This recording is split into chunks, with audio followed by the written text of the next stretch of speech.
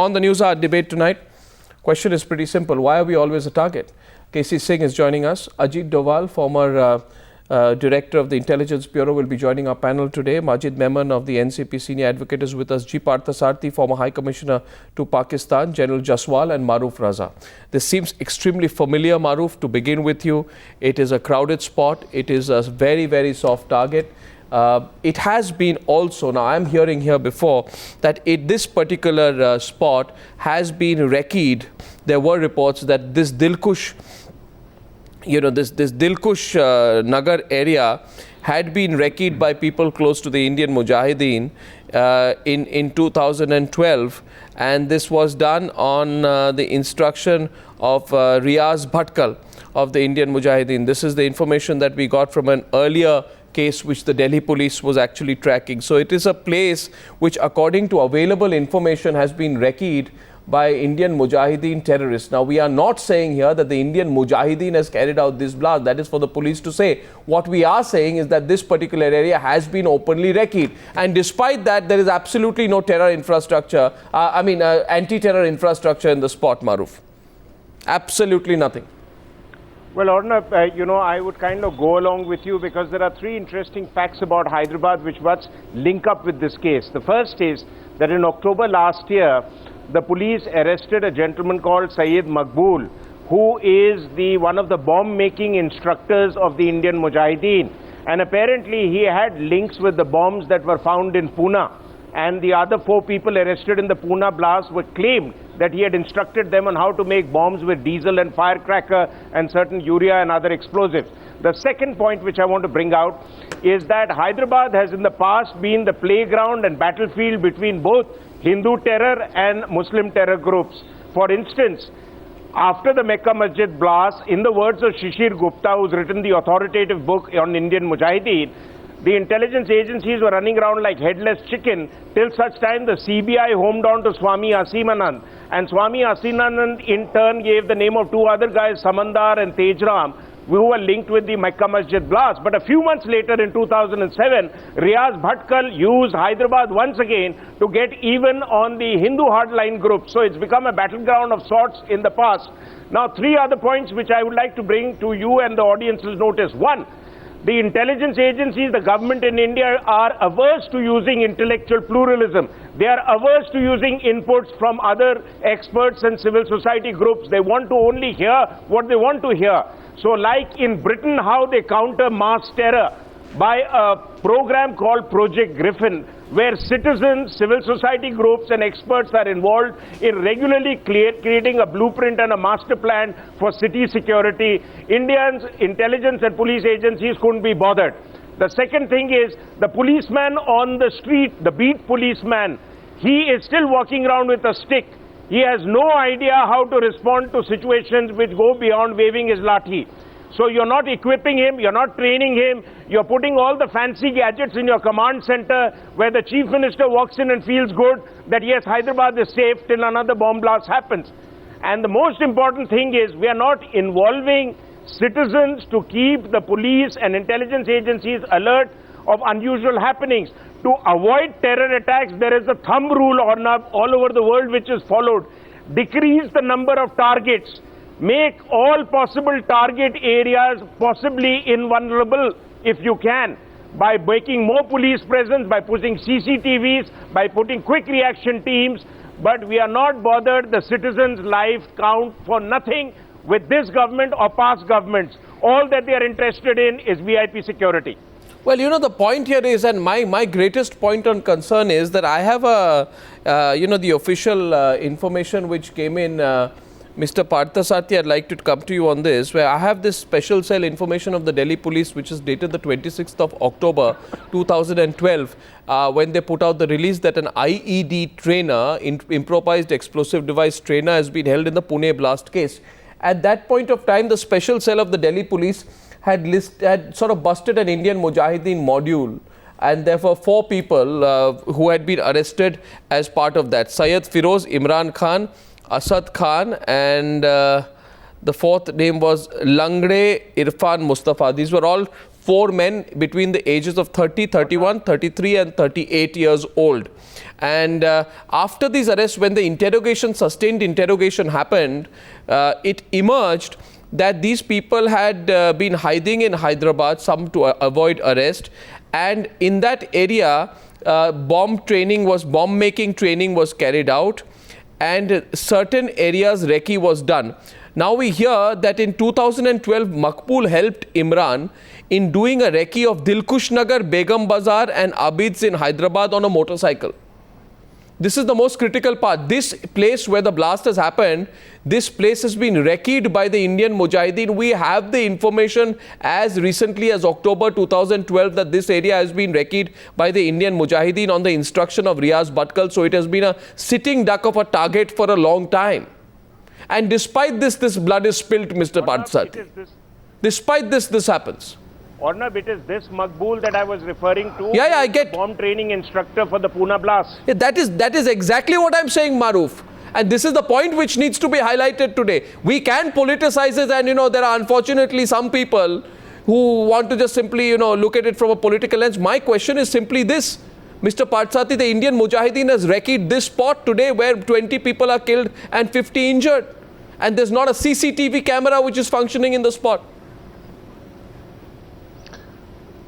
Aruna, before I get to what you have asked, let me give you something of the macro picture.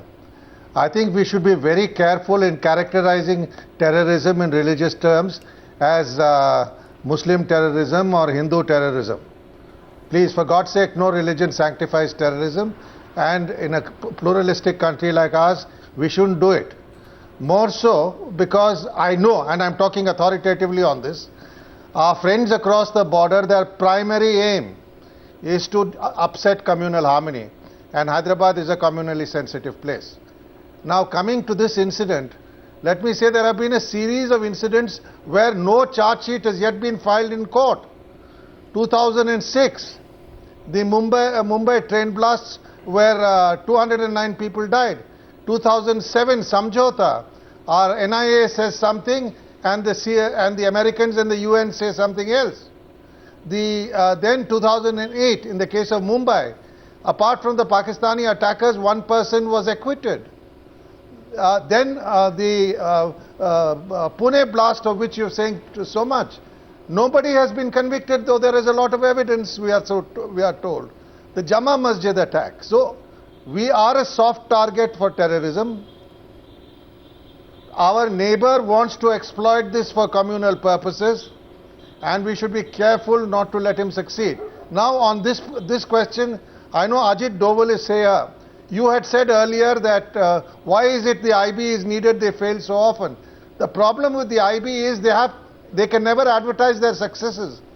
Please believe me, it's a very professional organization, and for every blast which gets through the sieve, there are dozens which they sort of preempt and cannot be publicized. So all I'm saying is, yes, we do have problems in sharing of intelligence between the central organization and the states. There is a blame game going on. I wish we had the National Counter-Terrorism Center, which we don't have due to center-state differences. Now, I think let's give this time. I have no doubt that this has been done by those who are out to spoil communal harmony. But I'm fine. I'm with you. We'll have to wait and see. No, I'm with you. It is. But what have the politicians done? The politicians have made terror into a very useful debating point.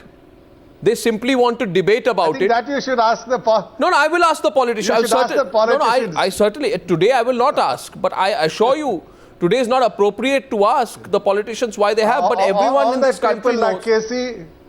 No, everyone. All that people like Casey or Ajit and I can do is to offer you an an expert opinion. All I am saying is, bear in mind, despite all this talk of dosti and pyar and mohabbat and inviting prime ministers for cricket matches, the terror infrastructure and those determined to disrupt communal harmony in our country still remain active. I'm totally with you, but the point is also states cannot escape blame when it comes to intelligence gathering.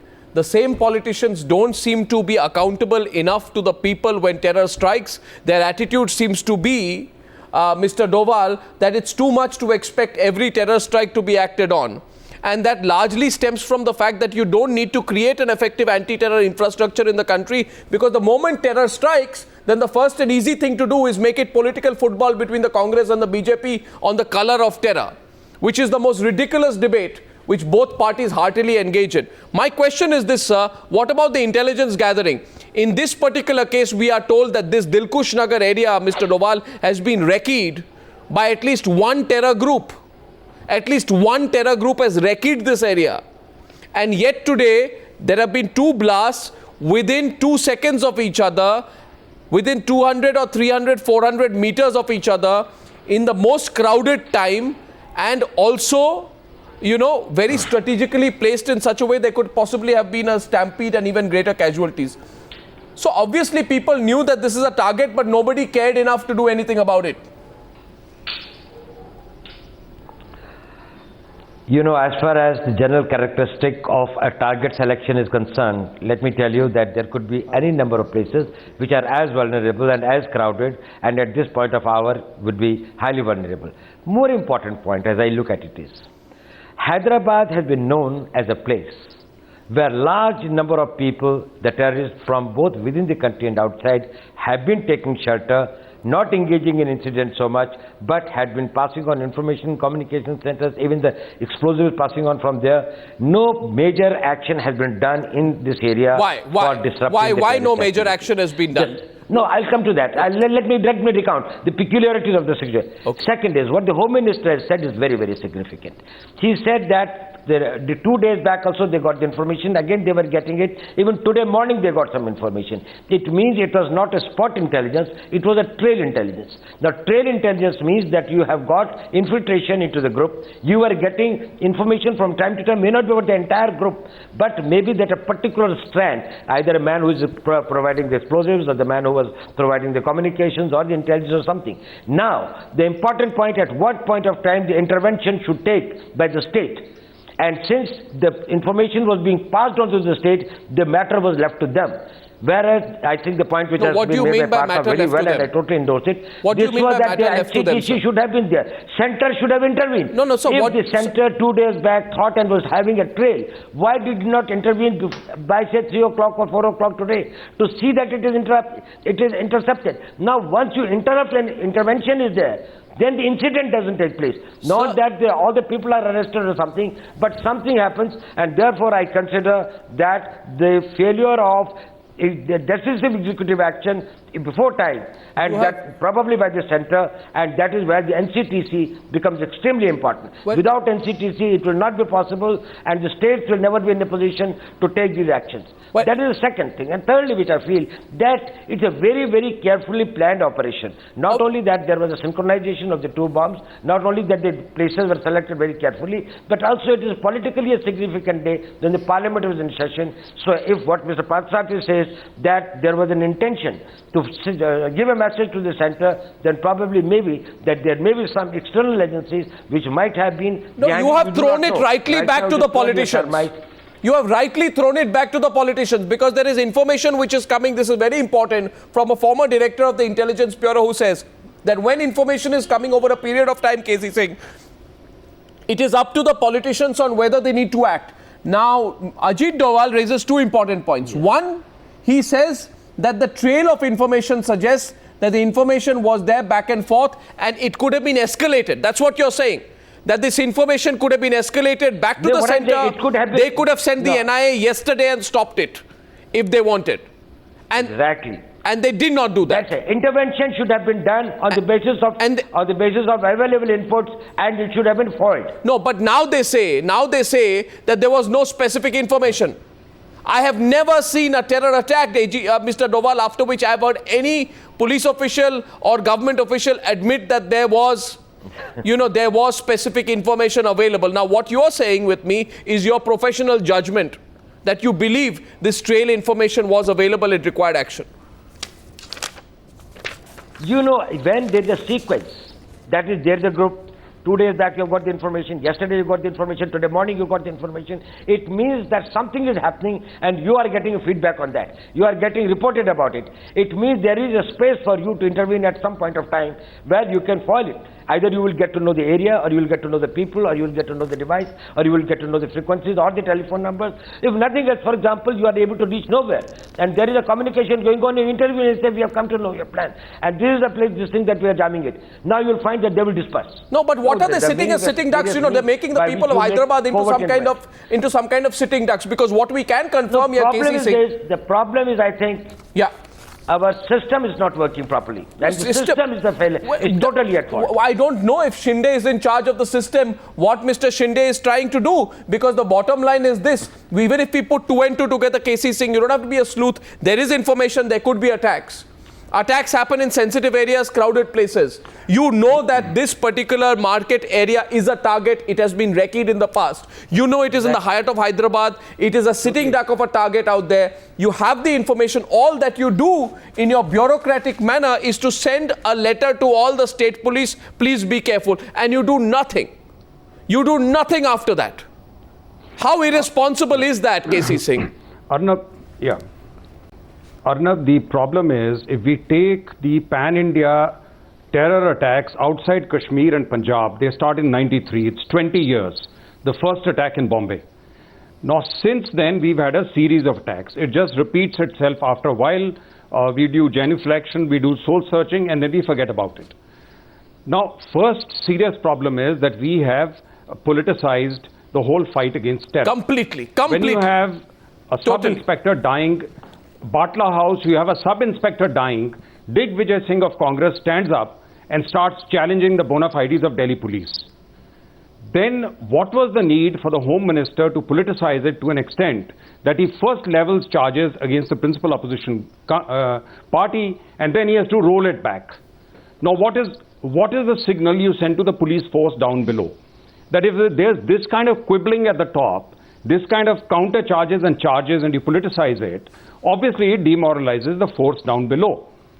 What should they do? If they take any action, they are damned. If they don't take any action, they are damned. But the most important thing is, Arnab, Mr. Doval is there, but the fact remains that the Intelligence Bureau has been highly politicized. Why are you having DIBs posted as governors after they retire?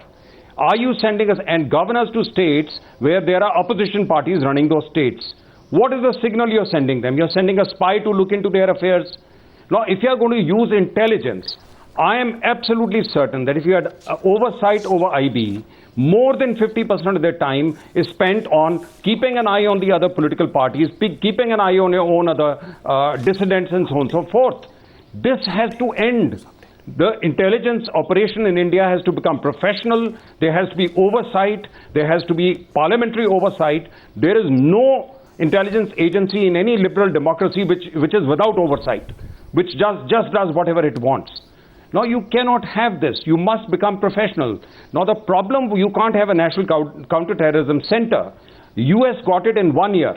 Within 1 year of 2611, Bush made sure that they had a counterterrorism center. There were 20-odd agencies that were hammered to come together and participate. Yeah. And we've not been able to do it even after 2008. Yeah. Because there is a trust deficit between states and the because center. Our political parties, the center has to bridge that deficit. Because our political parties, KC Singh, and time to call a spade a spade. I mean, these political parties may not like it. They have to look at themselves in a mirror tonight and ask themselves simply this, that while you have the system, you have professionals, you have politicized this to such a point that you're having this swilly quibble about the color of terror. And it is so ironical, isn't it, General Jaswal, that yesterday we had the Home Minister who does some kind of a strange pre-budget session political compromise by saying, I'm sorry, or that I described it as saffron terror. That is the nature of the debate on terror which is going on. We have no NCTC, and I also want to point out here, General Jaswal, the National NIA has secured a conviction only in 2 cases related to bomb explosions in Kozhikode. And if you look at the website of the NIA, 48 cases registered by the agency since its inception, 23 cases that have not been charge sheeted so far. And in each of the 25 cases where the NIA has filed charge sheets, the agency has put the number of the people accused. The NIA has not been able to nab as many as 45 terrorists in some major cases. In 2 NIA cases, and these are the shocking statistics of how our country is fighting terror, in 2 NIA cases where there has been a conviction, 2 terrorists were convicted, the 2 others were acquitted. So in other words, the NIA is completely dysfunctional because of the lack of sharing of information and the lack of a sharing of a common infrastructure between people who should be at the forefront of fighting terror. And on top of this, we have this incident which happens today. General Jaswal, you know, don't you think the counter-terror infrastructure needs to be free of politicians? Completely 100% free of politicians. Absolutely. Now, first of all, my sympathy goes to the people who have lost their lives and the people who have been injured. Now, as far as your question is concerned, I'll first answer this, and I'd also like to tackle something else. The speakers have already summed up beautifully well. Now, there is no doubt that if in case you want to have an organization which is to be effective, it should be given space to function without a hawkeye sitting who's watching them and giving directions what they should be doing. In the instant case also, I believe that there was lack of sync between the center intelligence apparatus and the state.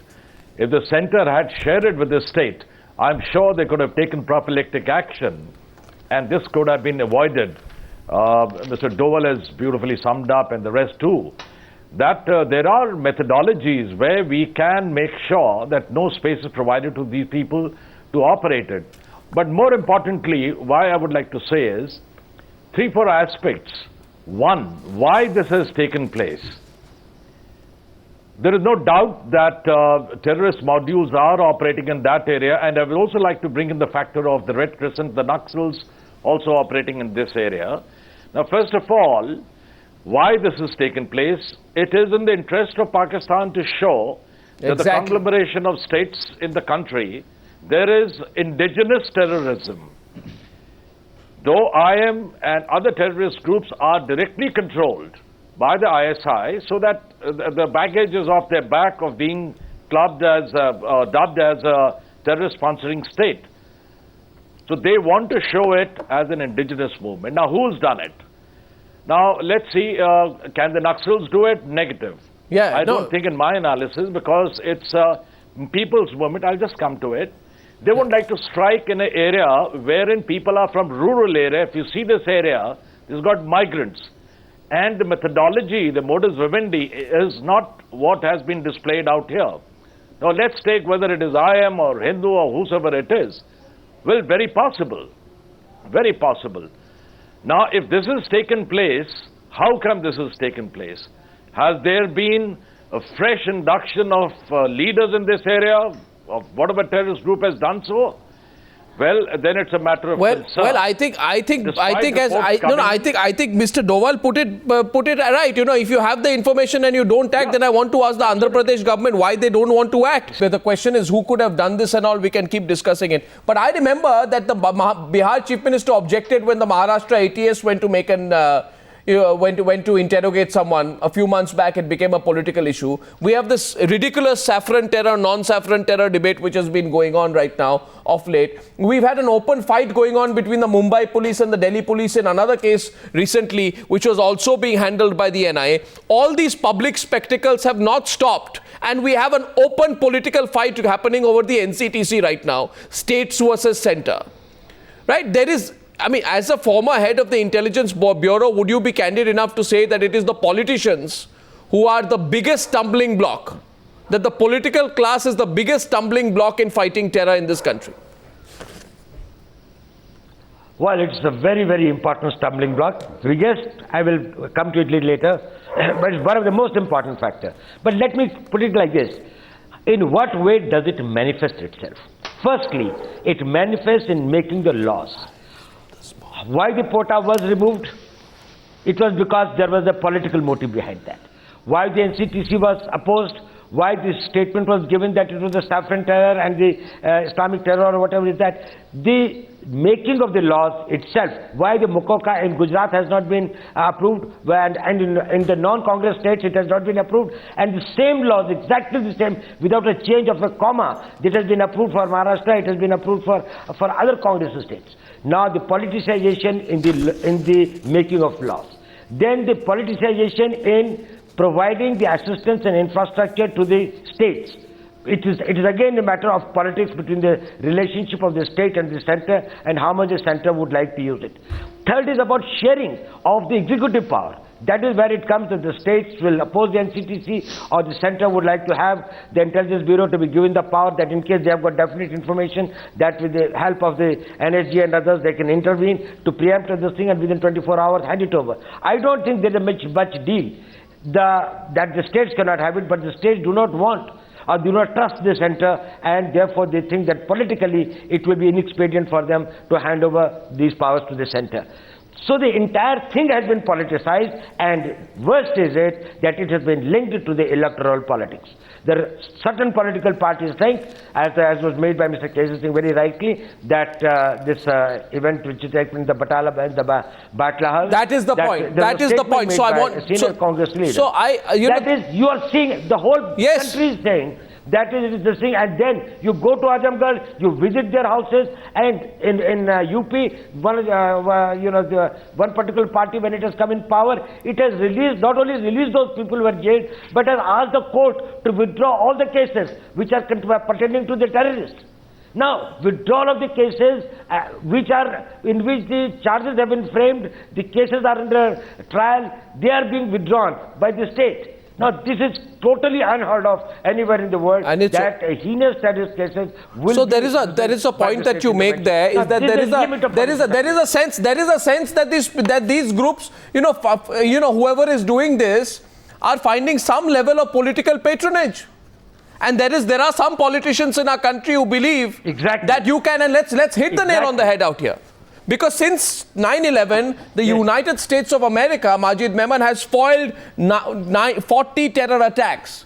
And since 26/11 in our country, largely because of one, the indifference, second, the interference, third, I would say the short-sightedness, and fourthly, the infighting among the political class. There have been 6 terror attacks in India. This is the stark contrast with the United States of America, which does not politicize terror, and India, where politicians seem to be making it the #1 issue to target each other. I don't think any of the politicians will take responsibility for the number of people who have been killed and injured in Hyderabad today, besides their perfunctory apologies and excuses. Arnav, if you would kindly give me a couple of minutes, because I have been for the last 20 minutes hearing everybody. And I have very carefully heard your opening comments. When you enumerated 7 questions, some of them are indeed very pertinent and they need to be cured if they are seriously examined without much difficulty to avert such recurrence of such events, whether in Hyderabad or anywhere else in the country. Now, first, this bereavement, we feel very sorry. 9 families have suffered. About 50 people have, been injured, and probably this number may rise. You see, Dilkhush Nagar, in a matter of few minutes, has turned into Dilgir Nagar, as you would call it. How sad. Markets are very vulnerable. It is Hyderabad by itself. With its history, with its background, with its recent development, OIC episode, then Tongadia and all that, it is a very sensitive and very vulnerable area. Then the marketplace, anywhere in the country, be it Delhi market or any other city, where people are just thronging, people are unconcerned about what is happening around, become very easy victims. And it is very sad that, terrorist attack may take away the life of any innocent person anywhere in the country. It's very sad. Now, we should not attribute this to politics or to religion. Why not? No, why not? And all that. No, why not? I think, why not? Why not? Let me. No, why not? Why not? Yeah, because why not? Because why not? What stands? No, why not? One second. So why not? Because what stands between 1 minute, sir? What stands between a strong counter-terror infrastructure and its implementation for the safety of the people of India? Politics. What stands between the cooperation between states? 1 minute, sir. Politics. No. What stands in coming in the way of a common tough law against terror? One government charge sheet. Politics. One second. Yes, Ajit Doval is responding. Ajit, one second. Ajit Doval, yes. Ajit Doval, yes. No, I say one government under the same laws charge sheets some people, gives all the conclusive evidence before the court. The another political party under the same laws comes and withdraws the cases. Not even freezes or asks them to go slow. Says that we don't want to pursue the cases at all. And they would, without any trial, they would like to declare them as innocent. And some of the senior leaders going and visiting the houses of these terrorists or the suspected terrorists against whom the terrorist cases are going on. If this is not politics, unless this is stopped, probably we will never be able to deal with terrorism in this You're country. getting a counter, yes, Mr. Menon. Now, see, no state or no center government would be soft on terror cases. It's not fair. You see, and also, but we are. Removal of quota. No, but please, let us come to you. See, but we are. No government, whether a state or center, can survive the moment it is exposed that it is soft on terrorism. Not at all. Sir, but we are. Sir, but we are not surviving. Sir, but we are. I'll give you the example of the United States of America where 40 terrorist attacks. Let's go to Maruf. We have to change this attitude that, oh my God, terror happens and you can't do very much about it. It is a part of our life. It is not sheer luck because of which the United States of America has been able to stop terror attacks, Maruf, is it? It is decisive action in which the politicians have never once dared before the people of America to do any kind of politics, vote bank politics or any other politics over the issue of terror. So is Majid Memon right in saying that no state can really do very much beyond the point here, or that the government of India and our state machineries and our politicians are keen enough? Now, why did that? Yes. It was banned. And the ban on Simi was allowed to go. It was only the intervention of the Supreme Court by which it came. NCTC ran into roadblocks because of some political parties in some states, for their own political purposes, didn't want it implemented. So the fact is, whether they are strong or weak on terror is something for you to infer, but it's quite clear they do not want tough laws on terror, because some people who see some people as terrorists are seen as assets by some other states. So, it is not as political vote banks. So, this is a very broad thing, but if you go into details, you'll find the evidence. I also want to pick up on a point that Mr. Doval made, that intelligence is going up and down. There is a thumb rule for battling intelligence, which says that you preempt to prevent. Nothing was done to preempt this attack. And if you don't follow that, I'm sorry to say that the people we are entrusting our lives with don't know what to do. The third thing is, I said so after 26/11, that India needs a separate part of the Home Ministry completely dedicated to internal security. But you have a Home Ministry which is dealing with pensions, Padma Shri awards, water disputes and terrorism. Now, the fact of the matter is there is no professionalism in decision making at the highest level. So that kind of generalism bottles down and comes down all the way down to the bottom. Now, the other thing is that we don't use our citizens for making ourselves secure. While you are right in saying that America has prevented 40 attacks or so after 9/11, we must remember that the attack on Times Square was prevented by an alert street vendor. So we need alert citizens. Now, in crowded places, it's all the more reason we must have shopkeepers and others involved in the process of assisting our intelligence agencies.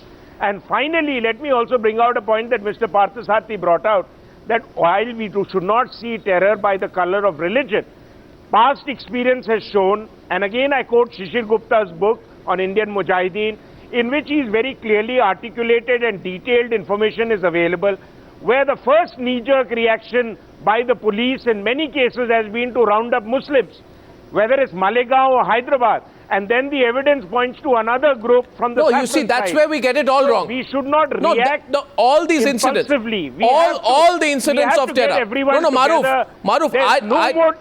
Maruf, there's no more time for center-state dispute. Absolutely. We have to collectively address India's security. And if we don't want to do that, then we should be prepared for the consequences. I am today saying, look at the turf wars. KC Singh, look at the turf wars. There is a center-state dispute. There is politics over it. I want to know, KC Singh, in America where there would have been airports. I just want to list out a few incidents which in America, terror strikes which were stopped. Men were stopped from blowing up the JFK International Airport. There was attempt to bomb the New York subway system. This was stopped. There was attempt to place a bomb in a skyscraper in Dallas, September 2009. This was stopped. To detonate a huge car bomb outside the federal building in Springfield, Illinois. That was stopped. An attempt to detonate explosives on a Detroit-bound flight on Christmas Day. This was stopped. All of this was stopped. If I take the 40 incidents away, KC Singh, from what was stopped in America, and if I were to say, if even half those incidents had happened, the contemporary history of the United States of America would have been that of a country riddled with terror. It's not as if there were not attempts to target America, but there was never once politics over terror in America. Never once. But as we prepare for the elections of 2014, it appears to many people that both sides are raring to go to have a political fight on terror. Averted several blasts. That information we want. KC Singh? See, first of all, Arnab,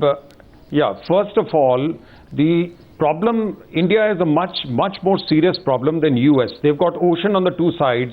They've got Mexico and Canada. So they don't have a state bordering or states bordering them, which are supporting terror within America. So they're able to stop it on a transatlantic basis. But nevertheless, it is true. I think the British model is much better. The British have not really hit it the way the Americans have. Americans have been ham-handed. As you know, Shah Rukh Khan is held up every time he goes to America. Now they've gone to the other extreme. They went paranoid. But the British have handled it much more systematically. That is the model where, as Maroof is saying, the community is involved. But yes, you have to depoliticize it. Intelligence Bureau, you have to stop using it for spying on your own party and other parties and political matters and doing assessment of poll-bound states. These are all ill-kept secrets in Delhi. That is not what intelligence agency should be used for. We have to have oversight over IB. If it is allowed to do its job, I'm sure it can do it. And the other one is to generate trust with opposition-ruled states. They are afraid that NCTC becomes a means of spying on them, getting into their political systems, or just landing up in their capital and picking up all kinds of people. Now, if that is the reputation a union government develops, then obviously you're not going to have cooperation. So there is something seriously wrong about how intelligence and police agencies have been misused, including CBI and so on and so forth. So why should anybody trust them? Why should the states trust them?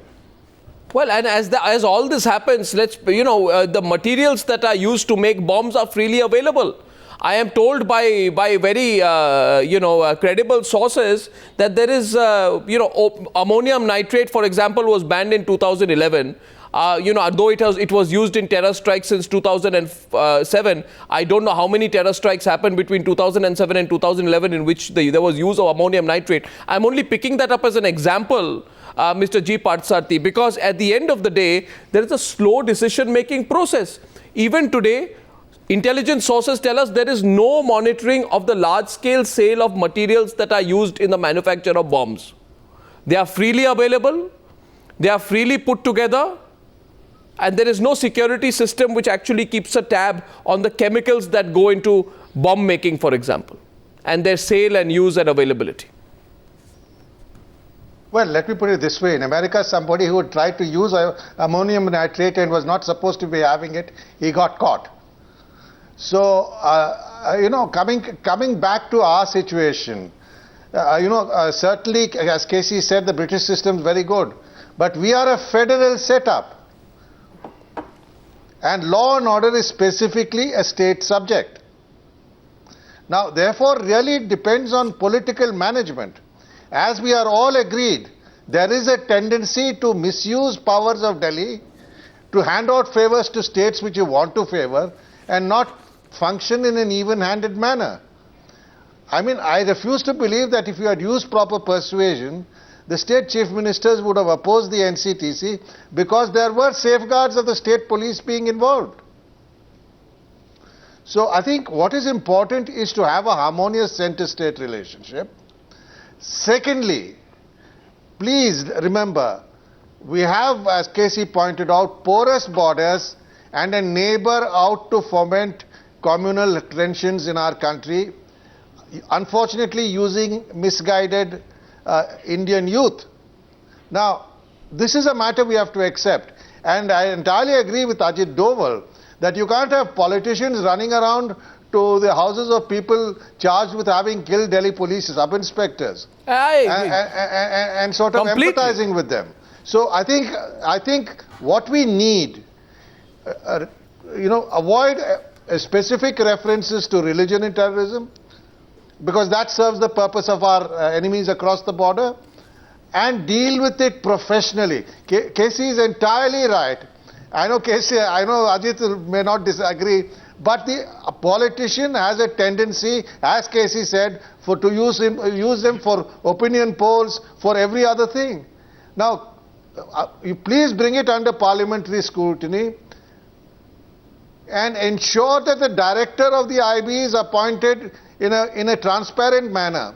You know, the sad part of it is judgment of the Supreme Court on police reforms. Yeah. Nobody wants to implement it. No, I agree with politicians. No, I agree with you. The same thing with the IB. I agree with you. And you know, the unofficial joke. Keep these organizations professional. Yeah, the unofficial joke which goes around is that before every important election, there are what the cephalogist says, and there is other news intelligence gathering which is done by the Intelligence Bureau. If politicians are so interested in knowing who's winning or who's losing, they should stop misusing intelligence officers to do guesstimates on who's winning or losing elections. But it happens. I also want to point out here one other small point. Yes. You know, the Mumbai bomb blasts, we know we were tipped off by a foreign intelligence agency. Yes, we were.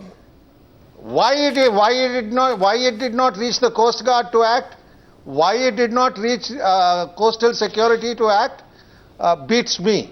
So there is a definite lack of coordination between center of states, and I think we have to sit together all together as Indians, not as BJP or Congress or ADMK, and sort this out as Indians. Absolutely. And I also get a commitment from the political parties to stop a single statement. Majid Memon, that's my question to you. Not a single statement, not a single political rally, not a single inciting comment, not a single, interview given by a politician which seeks to divide the people of this country on the issue of terror.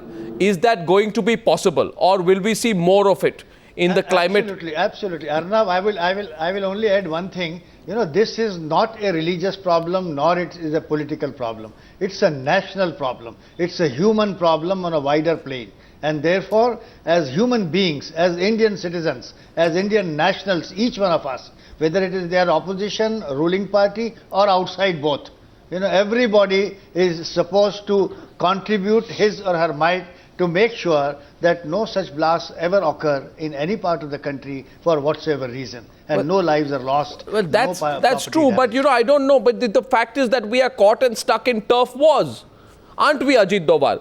I mean, there was a complete lack of coordination between agencies exposed in January 2012 when the arrest of this man, I think by the name of Naki Ahmed Sheikh, led to the embarrassing standoff between the Intelligence Bureau and the Maharashtra ATS, with the Intelligence Bureau claiming that he's an informer for a covert operation by the Intelligence Bureau, and the Delhi police, I think, accusing him of being a key plotter of the Mumbai blast. We saw that standoff happen as recently as January 2012.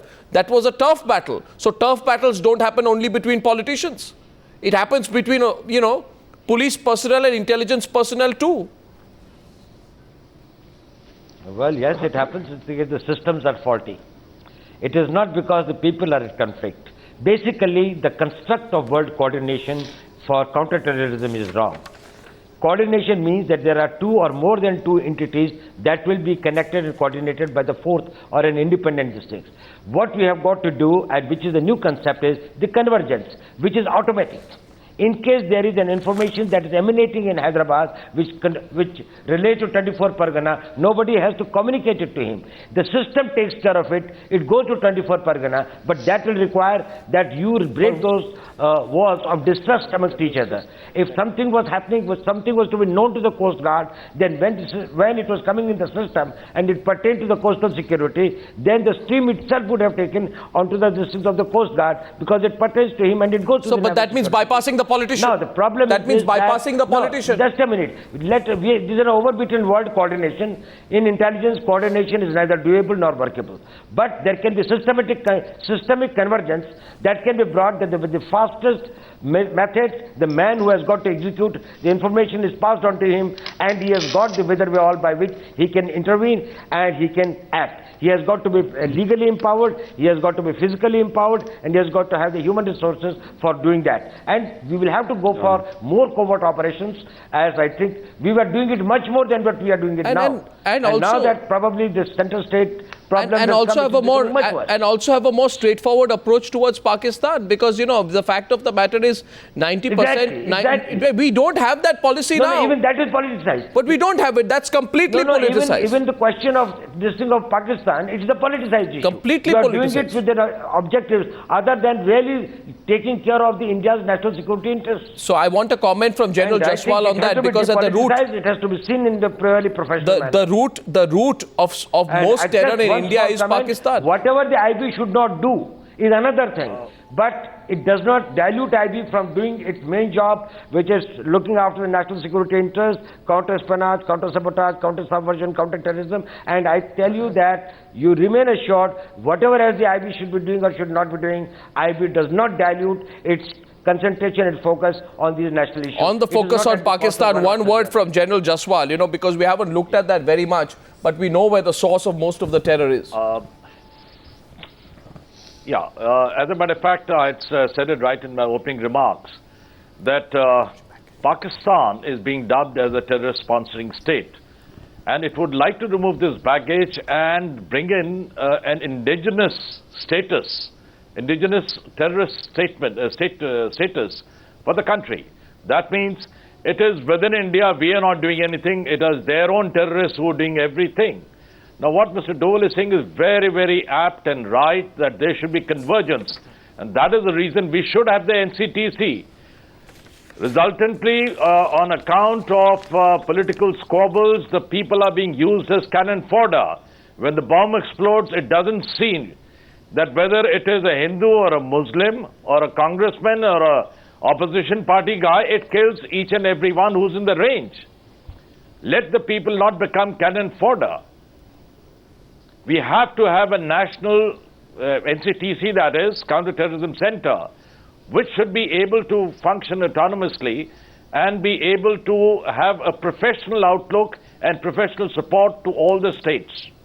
Well, will the politicians allow themselves to be bypassed is my question. And that's a question that all of this country is asking So this is today. a question of realization as a nation. I'm our going- commitment. That is the problem.